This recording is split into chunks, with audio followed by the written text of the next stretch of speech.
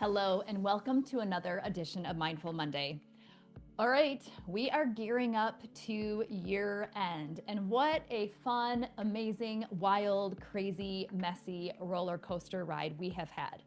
Now is the time of year where I absolutely love talking about and reflecting and doing self assessments. So, for today's Mindful Monday, I want you to simply ask yourself the question: who am I on my best days? And who am I on my worst days? The reason that this question, especially at this time of year, is so important is it's kind of a jerk assessment, right? Kind of a reflection of how am I showing up and treating myself and others on my best days? And then how am I showing up in this world, treating myself and others on my worst days? The reason this self-assessment is so important is because we are constantly learning and growing and improving. Think about this for a moment. Think about a time that you had an absolute terrible experience. And I'm gonna label it as terrible and maybe eye-opening because you witnessed someone getting emotionally involved or reacting in a way that you were not expecting, right?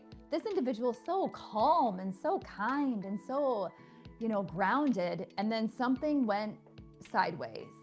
And the way that they responded, maybe the way that they treated other people, maybe the words that came out of their mouth and in a very emotional moment showed you a little bit of insight of, ooh, interesting. This is the power of self-control. Imagine what that can do to relationships. I call it trigger tongue. When people are emotionally involved or get kind of triggered by a conversation and then they react in a way that actually sabotages themselves. Trigger tongue is when they're firing off verbal bullets because they're uncomfortable or they feel threatened and they don't know how to emotionally navigate through it. And what that does, it makes them look negative in the experience. It really devalues them as being a person that can remain in control even when something challenging is happening. So do this self-assessment and actually write down, who is Krista when she is having the best day? How does she respond? How is she treating herself?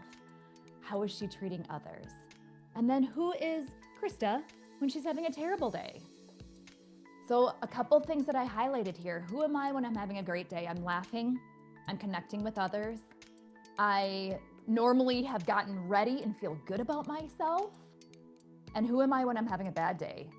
I am not feeling great about myself. I'm usually in my jogging pants, sweatshirt, and do not care. Sometimes those are great moments too, don't get me wrong.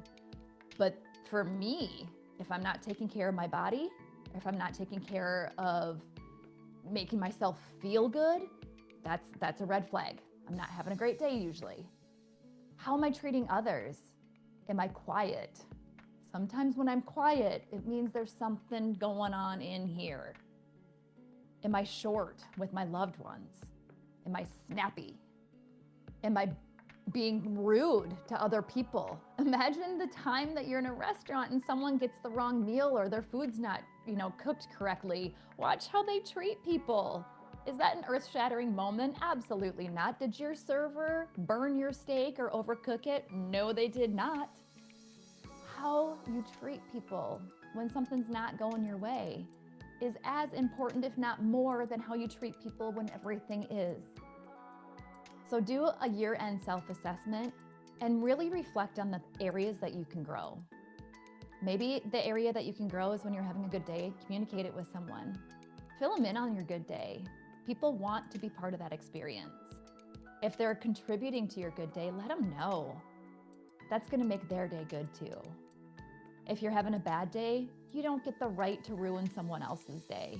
You don't have the right to blame your bad day or make it react and rub off on someone else. That's not fair and it's extremely selfish.